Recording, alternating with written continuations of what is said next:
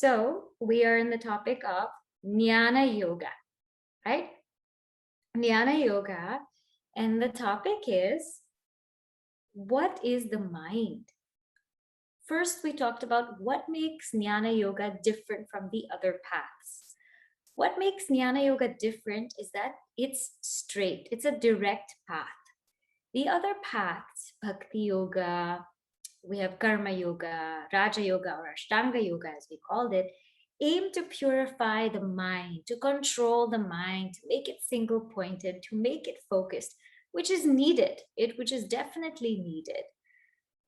But then you come to Jnana Marga, where it says, just find out, is there a mind?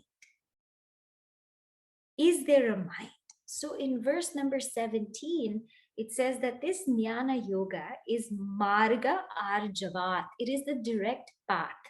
Because instead of asking what to do with this mind, how do we cope with this mind, how do we deal with this mind, Jnana Yoga goes straight and asks, is there a mind? And when you ask, Manasam tu kim, is there a mind? Margane krite, after having inquired this way, Naiva Manasam, there is no such mind. So it is like in the example of the snake and the rope, the snake being superimposed on the rope. It is like the other paths are thinking what to do with the snake. What to do with the snake? Shall we paint it? Shall we color it? Shall we fix it? Shall we contemplate on it? Shall we do something to it? Shall we purify it? So the other paths are focusing on what to do with this snake.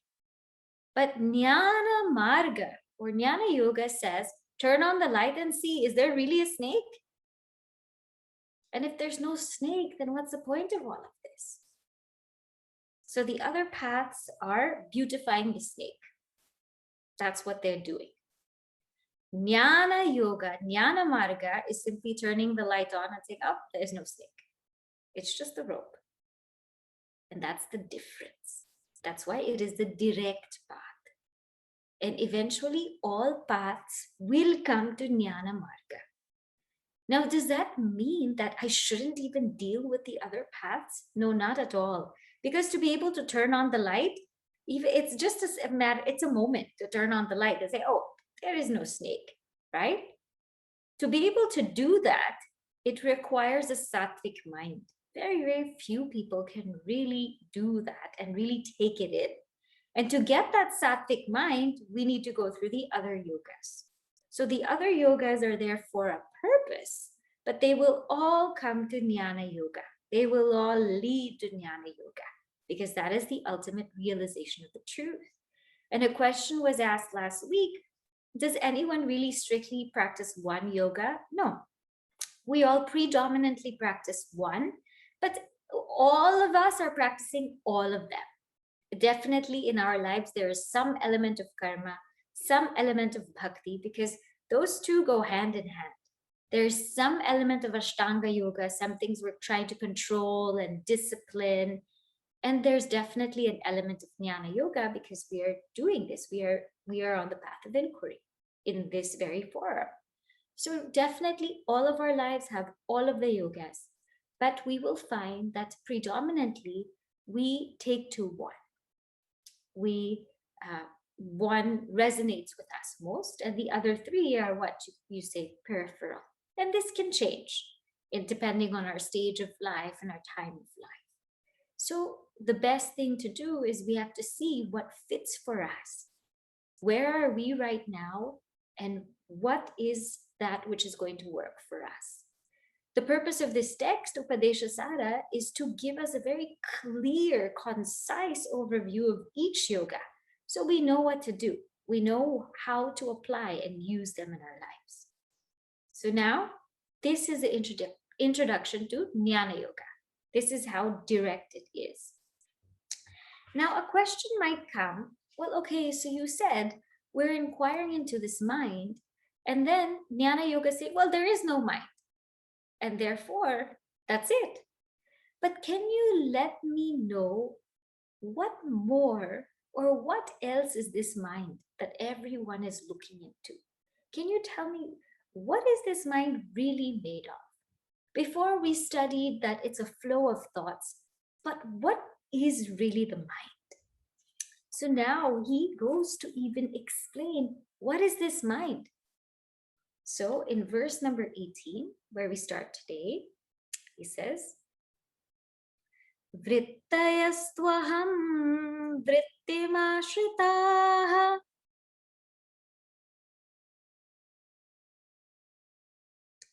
vrittayo mano vidyaham manaha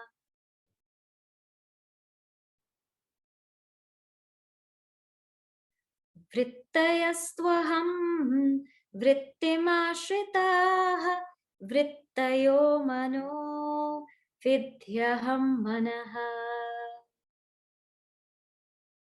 Okay, so here, what is this verse telling us? This verse number 18 is telling us exactly what is the mind. So the second line, first go with the second line. Vrittayaha manaha. Manaha means mind. Vrittayaha means the mind is thoughts, which we learned before. The mind is thoughts. And it is a flow of thoughts. So very often the mind is likened to a river. It's flowing, flowing, flowing. That flow of thoughts is what we call the mind. Now, very interestingly, vrittayatu aham vrittim ashritaha. But those thoughts, vrittaya means thoughts, but those thoughts, aham vrittim ashritaha, means they depend, ashrita means depend, upon aham vritti, upon the I thought. And therefore, vidhi, know, aham manaha, that the I thought is the mind. So what does this verse say? Number one, thoughts make up the mind. So flow of thoughts is the mind. But all these thoughts depend on what we call the I thought. And therefore, the I thought is the mind. So the mind has two kinds of thoughts. One is what we call aham vritti. The other is what we call idam vritti. Okay? Aham vritti, idam vritti. Aham vritti means I thought. Idam vritti means object thought. And so this mind is made up of these two thoughts. Now this object thought, it keeps on changing. This idam vritti, it keeps on changing, but the aham vritti stays the same all the time. So the object thought can be, I am looking at a bottle, looking at the computer, or I am speaking, I am talking, I am listening. So the object thought, or what we call idam vritti, it keeps changing. Moment to moment, that idam vritti keeps changing. But the aham vritti, the one who is doing all of that, I am speaking, I am listening, I am watching, I am looking at this, I am looking at that. That aham vritti is relatively changeless, right? So it's relatively changeless. It is there.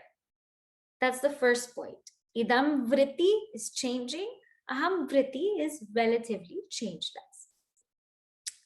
Then that idam vritti, the object thought, depends on the I thought. So the object thought depends on the I thought, because only when the I thought is there, then the object is there. So even if we say this is a book, it presupposes I know that this is a book. So without the I thought, there's no other thought that can come to the mind. And so when we awake, first the I thought comes, and then the object thought. Without the I thought, there's no object thought that comes. So the I thought comes, then the object thought. So all objects depend on the I thought. So because all object thoughts depend on the I thought, then they are the I thought. All objects are nothing but the I thought because they depend on that. And therefore, the mind is really the I thought. Okay? So you're following me? Mind has two tracks. Object thoughts keep changing. I thought relatively changeless. And this object thought, it depends on the I thought. Means this object thought cannot come without I. You can never have a thought without I. Even if your sentence doesn't have I in it, we can never have a thought without I. All of them depend on that I thought. And therefore, that I thought is the mind. And everything starts from this I thought. Now, what is this I thought called? This I thought is also known as the ego. It's also known as the ahankara. So all of these words are the I thought. And it is, in fact, this is the first mistake we make. In Mandukya Upanishad, it says, Jivam kalpayate purvam. The first mistake we make is thinking that we are this I thought. See, it's easy for us not to identify with the objects. Okay, I'm not this book I'm looking at. I'm not this computer. I'm not, I'm not these other things that I'm looking at. I'm not my relationships. But am I the one that's always there? Because this ego feels like it's always there. Am I not that ego that's kind of there, who's knowing, who's remembering, who's experiencing? Because that ego seems like it's always there. Throughout all the experiences I have in life, throughout all the memories, it seems like it's that ego, the one that's constant, because the ego remembers, the ego experiences, the ego takes part in everything. So am I not that ego? Could I not be this ego? So then Bhagavan Ramana Maharishi ji, he realizes that that question might come up. The question that one would think that they are the ego. But he says, no, you cannot be that ego. You cannot be that I thought. And why? Why is it? He says this now in verse number 90. Ahamayam kuto bhavati chinvataha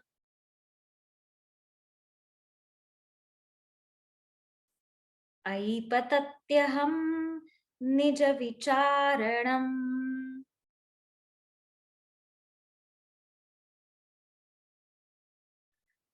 Ahamayam kuto bhavati chinvataha aipatatyaham nija vicharanam. So people might, think that, okay, this mind is nothing but the I thought. But am I not this I thought? Imagine, my whole life I'm working on my ego. My whole life I want to fatten, purify, expand, glorify my ego. My whole life I'm trying to protect my ego. My whole life that's what I'm doing. So am I not this ego? That thought might come. So he says, listen, think about this. Aham ayam kutaha. This aham, this I thought, this ego, this ahankara, kutaha. Where does it come from? Ayam. This aham, this I thought, kutaha bhavati. Where does it come from? Chinvataha, for one who inquires thus, ai means, oh my goodness, patati aham, that I thought falls. Nija vichara, and this is called self-inquiry. So what is self-inquiry? Going into the source of the ego. Although we think that we could be the ego because the ego seems like it's consistent, seems like it's constant. Even in the verses of the Bhagavad Gita where it says the bodies are always changing, but there's something there throughout that is there, knows all the changes, we think that's the ego. We think that's the ego. But he says, listen again, think again, because even that I thought, it falls. the I thought falls. When does the I thought fall? In deep sleep stage, number one. In deep sleep stage, that I thought falls. It's dormant. And therefore, can we really be that? That's falling and rising. There's a point when the I thought falls. There's a point when the I thought rises. When in samadhi also, that I thought, it dissolves into the self. It dissolves into the self. And when we come out of samadhi, then it comes out again. So there's a time where it dissolves and there's a time where it comes out. And you and I, like I said, like last week, we don't even have to really go into deep sleep or samadhi. Just observe it. Just observe it. Just observe it and it will go. It will go because it cannot stand inquiry. It cannot stand being looked into. So when you and I actually stare, you know, when someone's staring at you and you stare them down, they stop looking at you because they're like, oh, hey, you know. So when someone stares at you, somebody taught me that when I was really young. If someone stares at you, stare at them back and they'll stop looking. So I always remember that with the ego, right? If it's staring at you in the face, screaming at it for attention, stare at it. Stare at it, because when you stare at it enough, staring at means inquiring on the ego, inquiring about the ego enough, that very ego will go. And nija vicharana, and that is vichara. So therefore, even that I thought, which we think we are, it dissolves. And so, naiva manasa, there is no mind. This is the path of Jnana Yoga. So now he brings everything very full circle. If you see, in verse number 13, we talked about manonasha in the path of Ashtanga Yoga, right? It said, laya vinashane ubhaya rodhane laya gatam punar bhavati no mritam. It said here in this particular verse that the mind, either you can do laya, you know, you can suspend the mind. This is what many people do, right? Breathing techniques, asanas, quieting the mind, headspace app, calm app, do all of these things, just calm the mind, right? That's laya.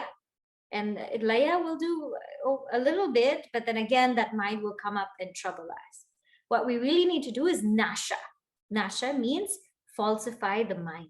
Understand that the mind is really the self. So this nasha that we spoke on in verse number 13 is exactly what's being talked in verse number 19. That when that I thought falls, we realize that it is false. Anything that falls is false. And this is how the verse comes full circle. So let's just put these thoughts together, okay? And then in the next class, we will go through the destruction of the ego. We will summarize it. But let's put these thoughts together. So he first started with manasam tu kim margane krite. Naiva manasam marga arjava. The straight path is really asking, is there a mind? And when we ask, is there a mind? There is no mind. But wait, can you tell me what is the mind made of? Yes, I can tell you. There is what we call the object thought, idam vritti, and the I thought, aham vritti. And though the object thoughts keep changing, the I thought is relatively changeless. And the object thoughts depend on the I thought. So therefore, the mind is really just the I thought. It's really just the I thought. Because when the I thought is there, all the object thoughts come. So therefore, but isn't this the self? Isn't the I thought the self? Because you said it's relatively changeless. It's relatively changes. It knows its experience. It remembers everything. No. Be careful, because even that I thought falls. Even that I thought dissolves. And therefore, that I thought cannot be the self. And this is called manonasha, understanding the falsity of the mind, which is the falsity of the ego. And when we truly understand this, there is great freedom in what we do. Because there is so much stress and pressure and compulsion to gratify this ego, expand this ego, grow this ego, to make this ego so incredibly amazing. But when we understand it's just an ego, we are something far greater and far deeper. In life, there is this beautiful word, Gurudev's name called Aprameyaya Namaha, means the immeasurable one. In what we essentially do in our lives is we measure ourselves. Mana. We measure ourselves up to so many things. We want to be a certain way. We want to be like this. After we reach that level, we want to be like this. And then we want to be like this. And then we want to be like this. And we keep measuring ourselves against different people, different experiences, different places, different things. But the real goal of life is to realize we're immeasurable. Why go through the trouble of trying to measure ourselves against everything? We are immeasurable. And that's so wonderful. And that is true peace. Okay? So today, this much you contemplate on how the I thought is actually just a false entity. Because patati, it falls.